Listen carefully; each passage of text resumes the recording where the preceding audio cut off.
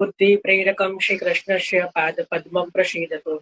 चिन्तान संतान हन्तारो यत्पादाम्बुजरेणव श्रियानान्तान् निजाचार्यान् प्रणमामि मुहुर्मुहुः। यदनुग्रहतो जन्तो सर्वदुःखातिगो भवेत् तमः सर्वदा वन्दे श्रीमद्वल्लभनन्दनम्।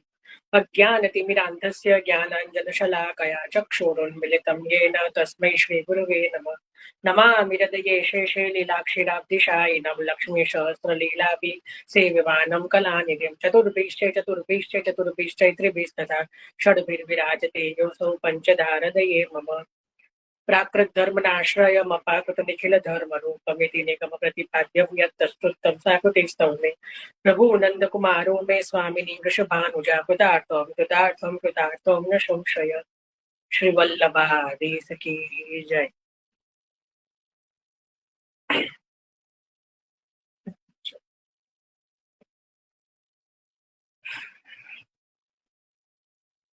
તો સર્વને દ્વિતીય પાઠ ઉત્સવની અનેકાનેક મંગલ વધાઈ અને બધાનો ઉત્સવ ખૂબ આનંદ ઉલ્લાસપૂર્વક સુંદર રીતે મનાવાયો હશે એવું માની લઉં છું કે પ્રભુને ખૂબ લાડ લડાયા હશે અને ખૂબ પ્રભુ સાથે આનંદ કર્યો હશે. તો હવે આજે આપણે સત્સંગમાં છેલ્લે આપણે જ્યાંથી અટક્યા ત્યાં કે રહી ગયું હતું ને ત્યાંથી જ બાકી જે હતું એ લેવાનું છે. કારણ કે મને કઈ બાકી રહે ને તો મને પસંદ નથી અને મનમાં એવું રહે કે હજી આ વસ્તુ બાકી છે. કોઈને યાદ હોય ના હોય, મને જરૂરથી યાદ છે કે દ્વિતીય પાઠની ભાવના લેવાની રહી ગઈ હતી. કારણ કે હોરી ડોલની ભાવના જોઈ હતી, એના પછી બધા પ્રશ્નો બહુ આવ્યા હતા. તો આપણે એનું ચિંતન કર્યા હતા ને એમાં દ્વિતીય પાઠની ભાવના લેવાની રહી ગઈ હતી. એટલે એ પણ લેવાનું છે. અને આજે બે વૈષ્ણવોના પ્રશ્ન જે રહી ગયા છે, એક તો દીપાલીબેન છે અને એક આકાંક્ષાબેન છે આજે બંને સત્સંગમાં.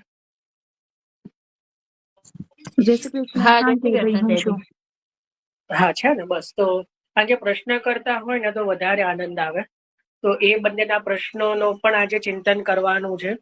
એ સિવાય પણ જો કોઈના પ્રશ્ન આવશે તો લઈશું. અને બીજું પણ જે થોડું સૂક્ષ્મ ચિંતન છે આજે આપણે એના ઉપર કરવાનું છે. અને પ્રભુની કોઈ અલગ એવી ઈચ્છા છે તો કાલે આપણે ચતુર્ભિષ્ટય શ્લોક પહેલા લેવાનો છે, એનું ચિંતન કરીશું 2 દિવસ, કાલે અને પરમ દિવસે. જે આપણે ઓલરેડી એકવાર શરૂઆતમાં કરી ચૂક્યા છીએ, પણ બધા નવા વૈષ્ણવ જે જોડાયા છે એને ખબર નથી ને એનું રેકોર્ડિંગ પણ થઈ નહોતું શક્યું ત્યારે, કારણ કે આપણે રેકોર્ડિંગ કરતા જ નહોતા. તો કાલે અને પરમ દિવસે ચતુર્ભિષ્ટય જે શ્લોક છે, દસમ સ્કંધનો આખું સમરી શ્રી મહાપ્રભુજીએ કરી છે, એ આપણે કાલે જોઈશું. આજે આપણે પ્રારંભ કરીએ છીએ આજના જ ઉત્સવના ભાવનાથી, દ્વિતીય પાઠના ઉત્સવના ભાવનાથી. આમ તો ઉત્સવની ભાવના ઉત્સવ પહેલા લેવી જોઈએ તો એ ભાવથી ઉત્સવ મનાવી શકીએ, પણ વાંધો નહીં. આમાં આપણે આજે ચિંતન કરી રહ્યા છીએ. તો સૌથી પહેલા આપણે ચિંતન પ્રારંભ કરીએ કે દ્વિતીય પાઠ, કેમ આ દિવસને દ્વિતીય પાઠ કહેવામાં આવ્યો. બરાબર, કે દ્વિતીય પાઠ એટલે શું, એની ભાવના શું. બરાબર, તો એનું આપણે પહેલા ચિંતન કરીએ. એ દિવસે એક જે કહેવાય કે એક પ્રસંગ ઘટિત થયો છે આ દ્વિતીય પાઠના દિવસે. કોઈને ખબર છે? જેને ખબર હોય એ હેન્ડ રેઝ કરે, જેના કારણે આ દિવસને દ્વિતીય પાઠ કહેવામાં આવે છે. એક એવો પ્રસંગ બન્યો છે, ત્યારથી આ દિવસને દ્વિતીય પાઠ કહેવામાં આવે છે. વનિતાબેન. એટલે સદગરાથી ગિરિરાજજી પધારે છે ઠાકોરજી, એટલે એ તો નૃસિંહ ચતુર્દશી દિવસ નહીં, રાજભોગ સૈનભોગ જોડે આરોગ્ય સદગરાથી. તો એટલે મેં આજે સાંભળ્યું.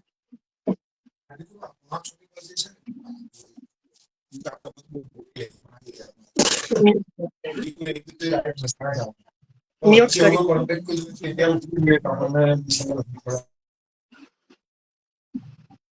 વર્ષાબેન.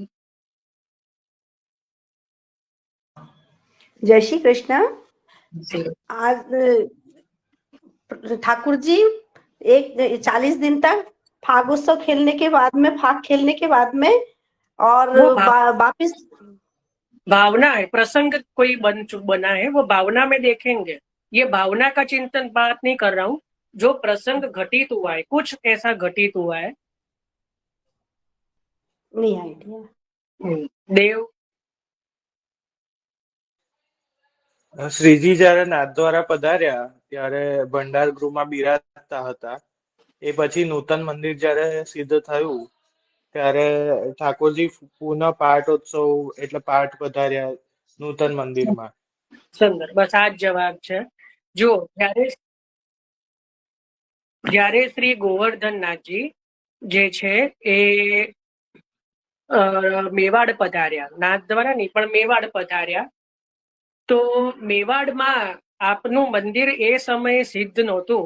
એટલે અત્યારે જ્યાં ખર્ચ ભંડાર છે ત્યાં શ્રીજી બિરાજતા, બરાબર. એટલે ત્યાં આપ બિરાજ્યા ખર્ચ ભંડારમાં, અને પછી જે કહેવાય નૂતન મંદિર, એટલે અત્યારે જ્યાં શ્રીજી બિરાજે છે એ મંદિર જે છે એ સિદ્ધ થયું.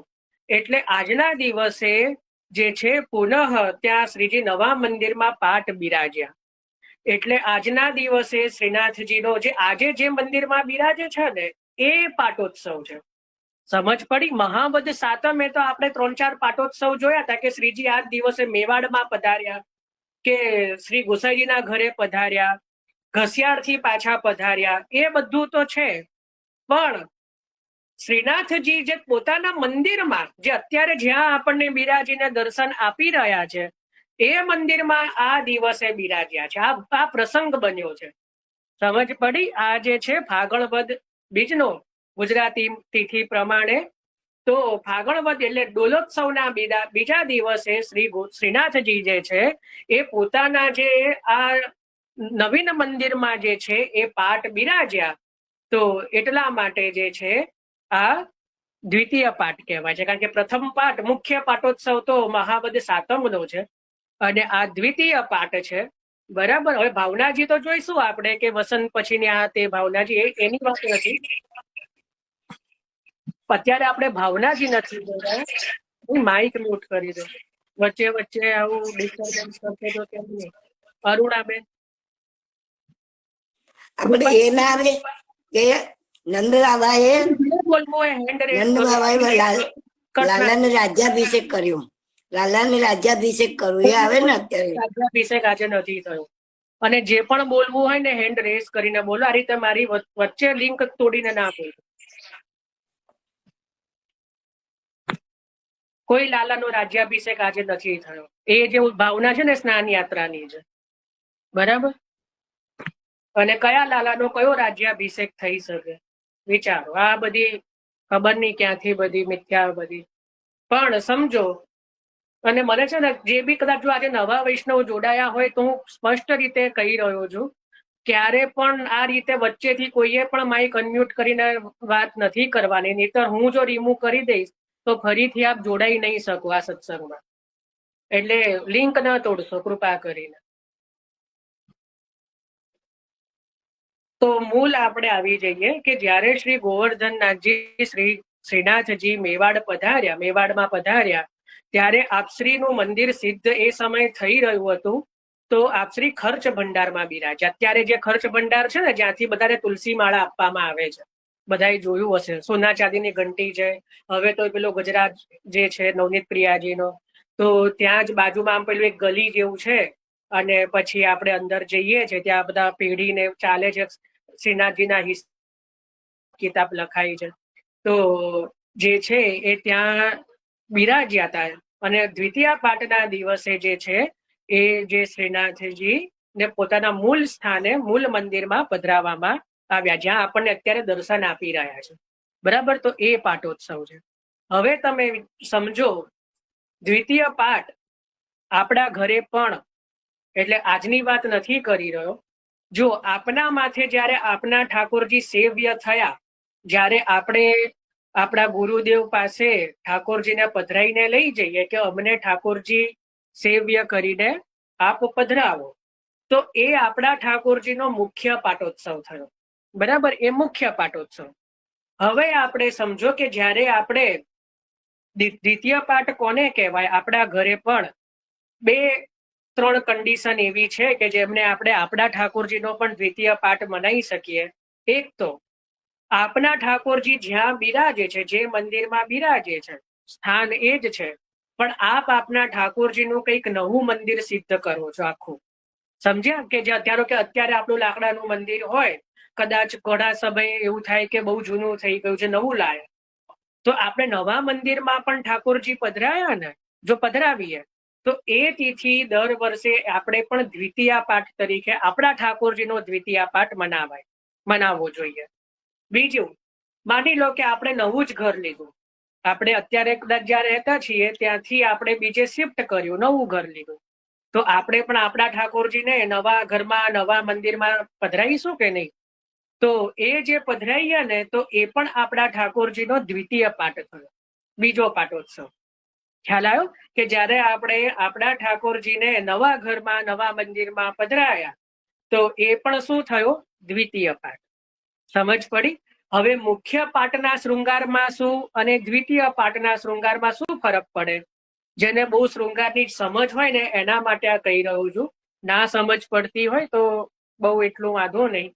જો જ્યારે મુખ્ય પાટોત્સવ હોય અને કોઈ નિયમનો શૃંગાર ન હોય એ દિવસે, કોઈ ઉત્સવ આદિનો, તો હંમેશા ઠાકોરજી કેસરી વસ્ત્ર અને કુલેજોડનો શૃંગાર ધરે, મોટે ભાગે કુલેજોડ, જે જન્માષ્ટમી શૃંગાર કહેવાય, એ ધરે. બરાબર? અને દ્વિતીય અને 3 જોડીનો શૃંગાર થાય, મિલવાનો, હીરા પન્ના માણેક. સમજ પડી? હીરા પન્ના માણેક મિલવાનો શૃંગાર જન્માષ્ટમી વત થાય 3 જોડીનો. જ્યારે દ્વિતીય પાઠના દિવસે સહેજ શૃંગાર હલકો થાય, 2 જોડીનો શૃંગાર થાય, અને કુલે જોડ ન આવે, કુલે પર કામનો જોડ આવે, જેને ઘેરો કહેવાય, કામનો જોડ. જેને આ બધું સમજીશું જ્યારે આપણે શૃંગારની પણ એકવાર આપણે કરવાનું છે, ત્યારે હું બતાવીશ કે જો આને કામનો જોડ કહેવાય, આને કામની ચંદ્રિકા કહેવાય. શ્રી મહાપ્રભુજી કૃપા કરે એવા પણ દિવસો આવે. તો અત્યારે લખી કુલે ઉપર કામની જોડ આવે, ચંદ્રિકાનો જોડ ન આવે.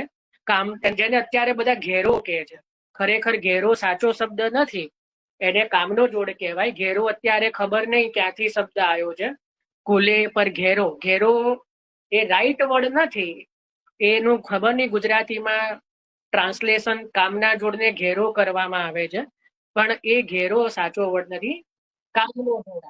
બરાબર? જો નિયમનો શૃંગાર ન હોય તોની વાત કરું છું. બરાબર? હવે અને શૃંગાર જે છે એ 2 જોડીનો આવે, હીરા પન્ના અથવા તો પન્ના માણેક, ઋતુ અનુસાર. અને બીજું, વસ્ત્રમાં કેસરી અથવા લાલ, કેસરી અથવા લાલ ઋતુ અનુસાર. બરાબર? કારણ કે હું અત્યારે એવું કહી દઉં દોરિયાના, પણ પછી કોઈનો પાછો એવું આવે કે શીતકાલમાં આવે છે દ્વિતીય પાઠ, તો પછી એમાં તો રેશમ ના જ આવે. બરાબર? ઋતુ અનુસાર એમાં લાલ વસ્ત્ર પણ લઈ શકીએ. અત્યારે જરીના દિવસો છે તો અત્યારે જરી નો આવે, આજના દિવસે જે છે શ્રીજી જરી ધરે છે. બરાબર? તો સમજ પડી ને? એટલે સહેજ ઉતરતો શૃંગાર આવે, દ્વિતીય, એને કહેવાય દ્વિતીય પાઠ. બરાબર? તો મુખ્ય પાટોત્સવ અને દ્વિતીય પાટોત્સવ આપણે સમજ્યા. શ્રીનાથજીનો મુખ્ય પાટોત્સવ કયો? મહાવદ સાતમ. અને દ્વિતીય પાટોત્સવ કયો? ફાગણ વદ બીજ, આજનો દ્વિતીય પાટોત્સવ, કે જ્યારે શ્રીજી પોતાના નવા મંદિરમાં પધાર્યા. તો આપણે ત્યાં પણ જે છે, જ્યારે આપણા ઠાકોરજી જે દિવસે સેવ્ય થઈને આપણા માથે બિરાજ્યા, એ શું થયો? મુખ્ય પાટોત્સવ.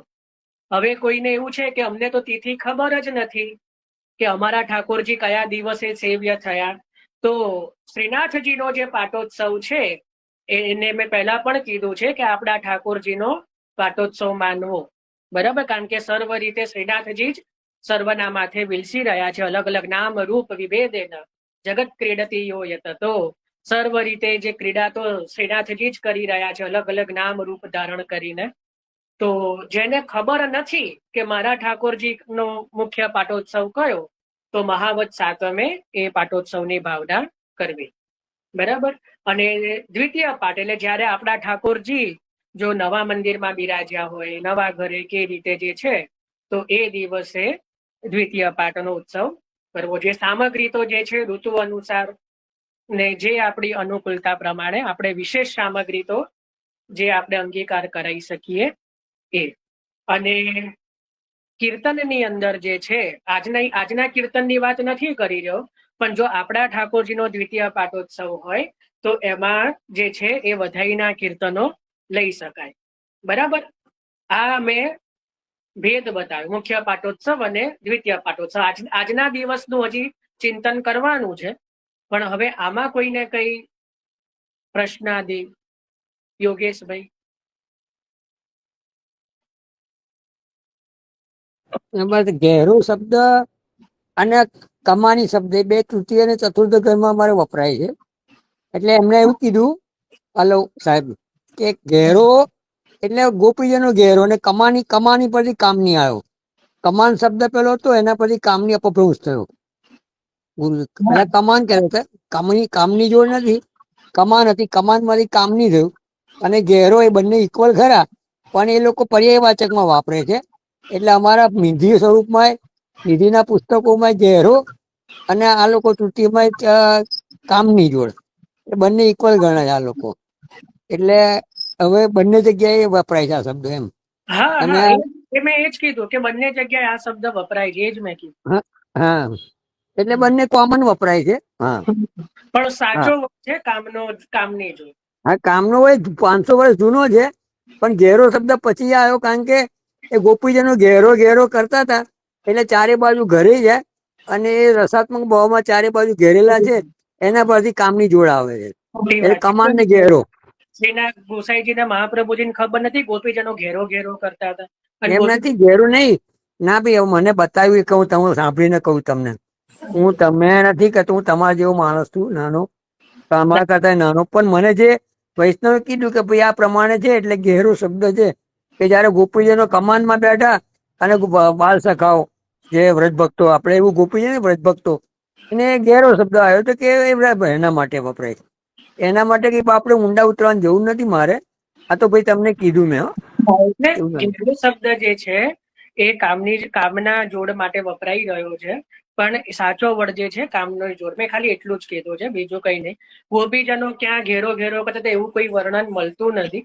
એટલે આ બધું કેવું છે કે પાછળથી બધું જોડાયેલું છે, પણ મૂળ ભાવના જે છે ને એમાં એવું બધું નથી બતાવેલું. જે ગોકુલનાથજીએ કે દ્વારકેશજીએ કે જેમને શૃંગારની ભાવનાઓ લખી છે બાળકોએ પણ, તો એની અંદર જે શબ્દ આવે છે કામનો જોડ જ શબ્દ આવે છે. ઘેરો શબ્દ જયારે ગુજરાતીમાં ટ્રાન્સલેશન થયું ને, જ્યારે આપણી શૃંગાર પ્રણાલિકાઓનું, ત્યારે એની હાઉ એ શબ્દનું ટ્રાન્સલેશન કામના જોડનું ઘેરો થઈ ગયું. હવે અને એ જ પછી પ્રચલિત બન્યું. એ ટ્રાન્સલેશન કરવું જે જયારે થયું ગુજરાતીમાં જ આ શબ્દ વિશેષ રીતે અરે છે. કમાન જોડ, કમાન હતું, કમાન માંથી કામની કર્યું. પેલા કમાન હતી ગોળ, કમાન જે અર્ધ વર્તુળાકાર આવે, કમાન આવે. એટલે મૂળ અમારે ગોકુલનાથજીમાં મૂળ કમાની જોડ આવે, પણ એને બદલે કામની કરી નાખ્યું અપભ્રંશમાં. મ્યુટ કરી દે. તો મૂળ શબ્દ જે છે એ કામનો જોડ છે, એટલું ખાલી કહેવાનું. ચલો દીપાલીભાઈ. હા, જય શ્રી કૃષ્ણ જયભાઈ. જય શ્રી કૃષ્ણ. મારે એ સવાલ હતો કે કોઈના ત્યાં એક થી વધારે સ્વરૂપ બિરાજતું હોય, ધારો કે 2 સ્વરૂપ, તો પાટોત્સવ બંનેના અલગ અલગ હોય, તો જયારે એકનો પાટોત્સવ હોય ત્યારે બીજા સ્વરૂપને એ શ્રૃંગાર ધરવાના હોય છે? તમારા ત્યાં 2 બાળકો હોય, તમારા પ્રશ્નમાં આપનો જવાબ છે ને, એમાં આપના જેવા ભગવદીય પૂછી રહ્યા છે, નવાઈ છે. જયારે આપણામાંથી 2 ઠાકોરજી હોય તો બંને આપણા બાળક જ થયા, બંને આપણા તો ટ્વિન્સ જ થયા. બરાબર. તો એકને લાડ લડાઈએ દિવસ અને એકને બાજુમાં રાખીએ કે ના આજે તો ઉપરથી આપણે તો પ્રભુને લાડ લડાવવાના તો બહાના શોધીએ ને, બહાનું મળ્યું રે તો બંનેને સમાન એટલે બરાબર, અમે એવું જ કરીએ છીએ કે બંનેને કુલેર નું જ ધરીએ છીએ, પણ આ તો મેં ખાલી કન્ફર્મ કર્યું કે કુલે જ આવશે ને બંનેને, એમ એ રીતે. બંનેને સમાન નિયમનો જો ના હોય, નિયમના શૃંગાર ના હોય ને જો, તો બંનેને સમાન જ શૃંગાર થાય અને સમાન જ રીતે જે છે એ ક્રમ ચાલવો જોઈએ મારા હિસાબથી તો. હા, એટલું તમારા પ્રશ્નમાં હું એટલું જરૂરથી કહી શકું કે અમુક ઘરોમાં, જેમ કે નટવરલાલ શ્યામલાલ, પછી મુકુંદરાયજી કાશીમાં, મુકુંદરાયજી ગોપાલલાલજી, તો એમાં છે ને ક્રમ અલગ હોય છે. કારણ કે શ્રી મહાપ્રભુજીની કૃપાથી 12 નિધિ સ્વરૂપોની પ્રણાલિકાઓનું મારે અધ્યયન મેં થયેલું છે, એટલે મને થોડું આઈડિયા છે. પણ મને તો જે પર્સનલી પસંદ છે ને, તો હું તો ત્યાં સુધી કે જો આપણા ઘરે કોઈ બીજા વૈષ્ણવના ઠાકોરજી પધાર્યા હોય અને આપણા ઘરે કોઈ એવો ઉત્સવ હોય કે આપણો જન્મ દિવસ હોય કે કંઈ પણ, કે આપણા પ્રભુ, તો હું તો એ વૈષ્ણવના ઠાકોરજીને પણ એટલા જ, કારણ કે આપણા ત્યાં ઠાકોરજી પધાર્યા, ભલે ને જે સ્વરૂપ હોય, બહારના પણ પધાર્યા હોય, તો પણ આપણા ઘરે પધાર્યા, આપણા માથે પધાર્યા, તો એમને ક્યાંય એવું ન આવવું જોઈએ કે જો પોતાના છોકરાને કેવું સારું રાખે છે, બીજી વાર પ્રભુ પ્રેમથી પધારવા જોઈએ. એવું મારું તેવું છે કે ભાઈ મને ક્યાંય ઓછું નથી આવવા દીધું. તો આપણા માથે બે લાલન હોય કે બે ઠાકોરજી હોય, એને પણ સમાન થાય, અને કોઈ બીજા વૈષ્ણવના ઠાકોરજી પણ પધાર્યા હોય અને આપણા ઘરે કંઈક વિશેષ હોય, તો જો આપણી અનુકૂળતા હોય આપણા ત્યાં અને શૃંગાર આદિ જો બિરાજતા હોય, કારણ કે ઘણી વાર એવું હોય કે કદાચ ના બિરાજતા હોય તો અલગ વસ્તુ છે, તો કોઈ બીજા રંગની, તો આપણે ત્યાં છે ને કેસરીનો અલ્ટરનેટ કલર લાલ આવે હંમેશા. જે ના ખબર હોય ને એ લખી રાખજો કે બીજી કશી બીજો ના ચાલે, લાલ લાલ કુલે હોય ને તો એ ધરાવી જોઈએ. કેસરી બિરાજતી હોય તો કેસરી, અને નિયમનો શૃંગાર જો કોઈ હોય ઉત્સવનો તો નિયમનો બધા લાલનને થાય. હવે આમાં છે ને એક પ્રશ્ન એવો પણ એક વૈષ્ણવે કર્યો હતો કે ઘર અલગ હોય. ઘણા લોકો પેલું બને કે અમારે ત્રીજા ઘરની પ્રણાલિકા, અમારે ચોથા ઘરની પ્રણાલિકા, અમારે પંચમ ઘરની, તો બીજા ઘરના ઠાકોરજી પધારે તો અમારે કયો શૃંગાર કરવો, ઉત્સવ નહીં પણ એમને એમ જ. ત્યારે મેં એવું કીધું હતું, આપના ઘરે જયારે ઠાકોરજી પધાર્યા ને એટલે આપના ઘરની પ્રણાલી ચાલે. હવે આપના ઘરમાં તમે તમારું ગુરુ ઘર સમજી લો અને આપનું પોતાનું ઘર સમજી લો કે આપના ઘરે જે રીતે અનુકૂળતા હોય એ પણ સમજી લો, અને આપનું ગુરુ ઘર, કારણ કે આપના માથે ઠાકોરજી બિરાજે. હવે મારે ત્યાં ષષ્ઠ ગૃહ કલ્યાણરાયજીનો ક્રમ ચાલતો હોય અને કોઈ ત્રીજા ઘરના કોઈ સ્વરૂપ પધારે, પણ જયારે મારા ત્યાં પધાર્યા તો હું કઈ બે પ્રણાલિકા વાંચવા થોડો બેસવાનો, કે એવું થોડું કરવાનું, એક ઠાકોરજીને એક શૃંગાર કરું, બીજા ઠાકોરજીને, એવું પણ કરી શકાય, એમાં પણ વાંધો નથી, એવું કરવામાં પણ વાંધો નથી. પણ જે મારો અંતર્મત એવો છે કે એ સમય, જેટલો સમય મારા ત્યાં બિરાજ્યા, તો એટલો સમય મારા ઠાકોરજીને જે શૃંગાર આવે એ જ શૃંગાર પેલા ઠાકોરજીને પણ. તો બંને રીતનો ક્રમ માન્ય છે, પણ મારો નિજી મત એવો છે કે એક સમાન શૃંગાર કરવા જોઈએ. તો સુંદર પ્રશ્ન. તો આ રીતે છે. આપણે હવે મૂળ આમાં આવી જઈએ કે આજના જે દ્વિતીય પાઠ જે છે એનો હવે ભાવના શું, આજની દ્વિતીય પાઠની. તો હવે જુઓ, દ્વિતીય પાઠનો આપણે પ્રસંગ તો સમજ્યા કે શ્રીનાથજી જે છે એ પોતાના નિજ મંદિરમાં આપ બિરાજ્યા, બરાબર, એના કારણે દ્વિતીય પાઠ ઉત્સવ મનાવાય છે. હવે ભાવનાજીની અંદર એવું છે કે આપણે 40 દિવસ જે છે એ સખ્ય ભક્તિના, આપણે જોયું હતું વસંત પંચમી થી લઈને ડોલ ઉત્સવ સુધી જે છે એ વસંતના જે દિવસો છે એ સખ્ય ભક્તિના દિવસો છે. હવે જે છે એ સખ્ય ભક્તિની જગ્યાએ ફરી પાછી દાસ્ય ભક્તિમાં આપણે આવી ગયા, બરાબર. ફરી પાછા પ્રભુ જે છે એના આપણે દાસ બની ગયા. એટલે કાકરોલીની અંદર છે ને તૃતીય ઘરમાં બહુ જબરજસ્ત ક્રમ છે. શ્રીનાથજીમાં તો કુલે ઉપર ઘેરો જ આવે છે, કાકરોલીમાં કિરીટ આવે છે, અને હું મારા ઠાકોરજીને કિરીટ જ ધરું છું. મને એ ક્રમ બહુ જ ગમે છે, કારણ કે અત્યાર સુધી તો પ્રભુ અમે આપને ગારી બોલ્યા 40 દિવસ સુધી. હવે આજે ફરી પાછા ઠાકોરજી જે દ્વિતીય પાઠ, એટલે હવે અમે ફરી દાસ બની ગયા. કિરીટનો શૃંગાર છે ને એ પ્રભુત્વનો શૃંગાર છે. કિરીટ જુદું, મુકુટ જુદું. હા, મુકુટની વાત નથી કરી રહ્યો હું, સમજાઈશ એનો ફરક પણ મહાપ્રભુજીની કૃપાથી સમજીશું. કિરીટ કોને કહેવાય, ખૂંપ કોને કહેવાય ને મુકુટ કોને કહેવાય. શેપ એક જ હોય, ધરાવવાની રીત અલગ, બરાબર. તો કિરીટનો શૃંગાર આજે આવે તો કિરીટનો જે શૃંગાર જે છે ને એ મહાત્મયના ભાવથી આવે. જ્યારે કિરીટનો શૃંગાર આવે ને ત્યારે મહાત્મયના કીર્તન થાય. એટલે આજે કાકરોલી ઘરની અંદર દ્વારકાધીશ પ્રભુમાં તૃતીય ઘરમાં રાજભોગમાં અને ઘણા બધા ઘરોમાં અરી જાકો બેદ રટત બ્રહ્મા રટત નારદ રટત શિવ રટત શંભુ રટત પાવત નહીં પાર રી. નંદદાસજીનું આ મહાત્મયનું પદ છે, એ ખાસ ગાવામાં આવે છે. કારણ કે અત્યાર સુધી આપણે પ્રભુને જેટલી પણ ગારી દીધી, જેટલી પણ સખ્ય ભક્તિ કરી, આજે પુનઃ પ્રભુનું આજે મહાત્મય જ્ઞાન કરવામાં આવે. આજે પ્રભુને જે છે, પ્રભુને પુનઃ પ્રભુ અમે આપના દાસ છીએ અને આપ અમારા પ્રભુ છો, એ ભાવથી જે છે એ કિરીટનો શૃંગાર અને મહાત્મયના કીર્તન જે છે એ આજે ગવાય છે. બરાબર. એટલે આજનો જે ભાવના જે છે એ ભાવના શું છે કે પ્રભુના જે સખ્ય ભક્તિના દિવસો જે છે એ હવે વિરામ થયા.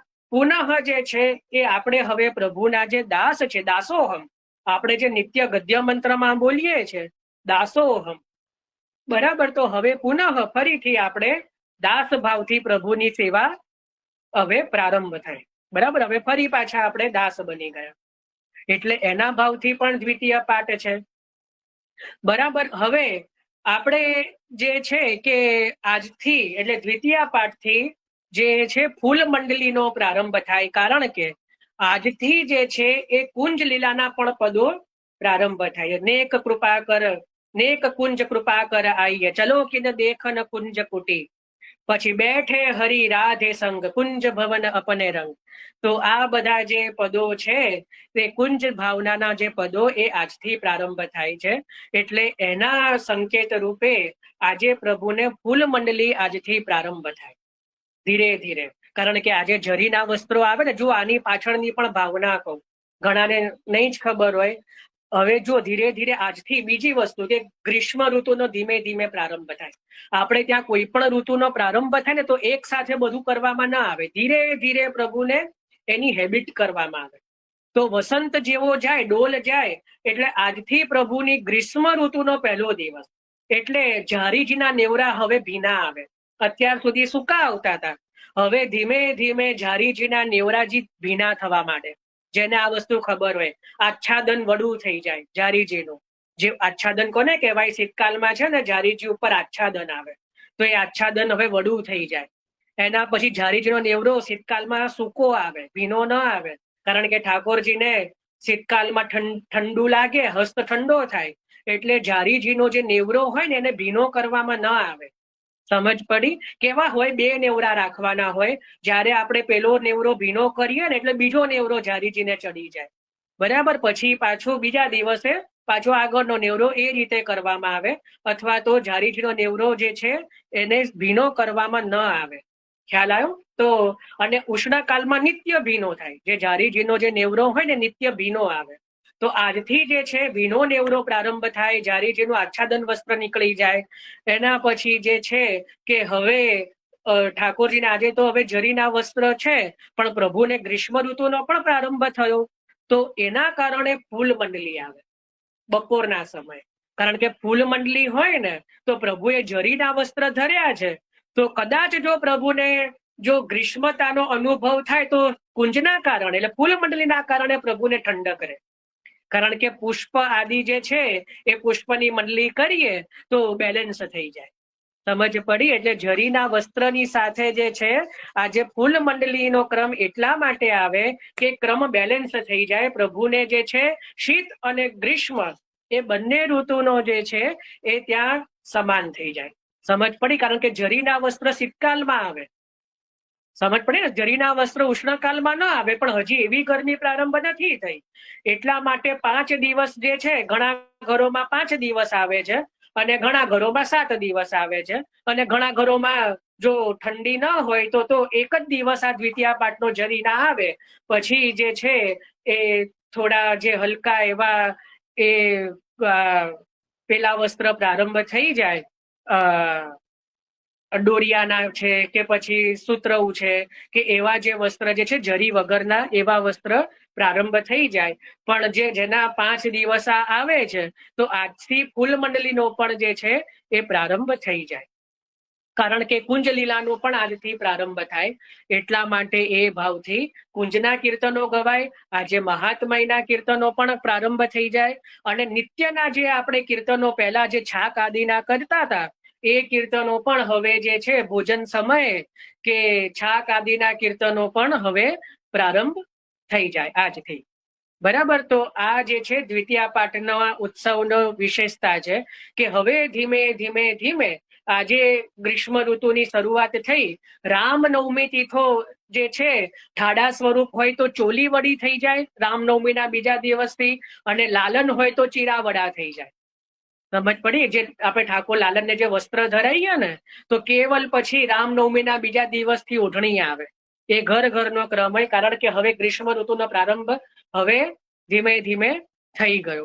બરાબર. એટલે ઠાડુ સ્વરૂપ હોય તો ચોલી વડી થઈ જાય. ચોલી એટલે ઉપરનું વસ્ત્ર, નીચેનું જે ઘેરો ને એ જે હોય એ તો રહે જ, એ તો ધરાવવાનું, પણ જે ઉપરનું વસ્ત્ર હોય એ વડું થઈ જાય. જો આપણે ત્યાં ચિત્રજી બિરાજતા હોય તો રામનવમીના બીજા દિવસથી શ્રીઅંગનું વસ્ત્ર નહીં ધરવાનું, કેવલ પીઠિકાનું વસ્ત્ર ધરવાનું. રામનવમીના બીજા દિવસથી એ વસ્ત્ર પછી શ્રીઅંગનું વસ્ત્ર ન આવે. લાલન હોય તો ચીરા ન આવે, અને ઠાડુ વસ્ત્ર હોય અને ઠાડુ સ્વરૂપ હોય તો ચોલી ન આવે. બરાબર. એ ક્યારથી? રામનવમીના બીજા દિવસથી. આજથી શું થયું? ગ્રીષ્મ ઋતુનો આજથી પ્રથમ દિવસ, ગ્રીષ્મ ઋતુ હવે પ્રારંભ થવાનો હવે મનાશે. બરાબર. ધીરે ધીરે ક્રમ જે છે એ બદલાતો જાય. ખ્યાલ આવ્યો? તો આ પણ એક ભાવના છે. તો દ્વિતીય પાઠના દિવસે આપણે ત્યાં આટલા જે ક્રમોમાં બદલાવ થાય છે. આના સિવાય પણ જે હવે ભોગની અંદર શીતકાલની જે દાલ આદિ આવતી હતી, અંકુરિત દાલ નિત્ય આવે, કે જે રીતે શેરડીનો પનો આદિ જે આવે એ બંધ થઈ જાય. અને હવે જે છે ધીમે ધીમે હવે ઉષ્ણકાલને અનુરૂપ અડદની દાલ, એ બધું જે છે ને અડદની દાલ વિશેષ હવે પ્રારંભ થાય. એના પછી શિખરન જે છે, દહીં છે, એ બધું હવે પ્રભુને ધીમે ધીમે વિશેષ રીતે ભોગની અંદર પણ પ્રારંભ થવા માંડે. ધીમે ધીમે, એટલું એક સાથે બધું નહીં, પણ એ આ ધીરે ધીરે જે ક્રમ છે એ પ્રારંભ થાય. તો આટલું જે છે એ દ્વિતીય પાઠના આપણે સંક્ષિપ્તમાં ચિંતન કર્યું. હવે આના સિવાય કોઈને કઈ બીજું ચિંતન હોય દ્વિતીય પાઠનું, કે આને રિલેટેડ કઈ પ્રશ્ન કે કઈ બી હોય તો પૂછી શકે. અચ્છા, 3 પ્રશ્નોનો હેન્ડ રેઝ. હા, હિનાબેન.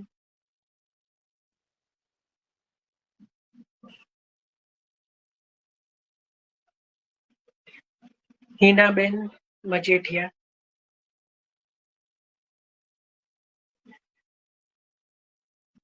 થોડી ભૂલથી થઈ ગયું આમાં.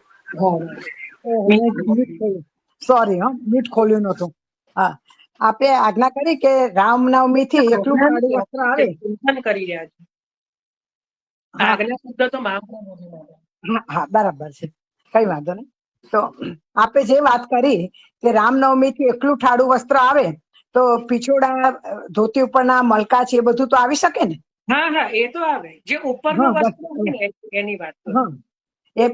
ચોલી વસ્ત્ર તો ના જ હવે, સ્વાભાવિક છે. આખા વસ્ત્ર બંધ થઈ જાય. કાઠી પરના પીછોડા, ધોતી ઉપરના મલકા જ છે, પડદા નહીં આવશે. કીધું કે આપ તો હાથેથી સિદ્ધ કરો છો, મને ખબર પડી, પણ ઘણા લોકો તૈયાર આખું પેલું જોડે જ પેલું હોય ને એવું વસ્ત્ર બધા ધરે છે, એટલે મેં કીધું કે પછી એ વસ્ત્ર નહીં ધરવા. એટલે એ બરાબર છે. જે લોકો બંને ધરી રહ્યા છે એને તો કટીના વસ્ત્ર ધરવા જોઈએ. તો વાંધો નહીં. જય શ્રી કૃષ્ણ. હા, જય વનિતાબેન.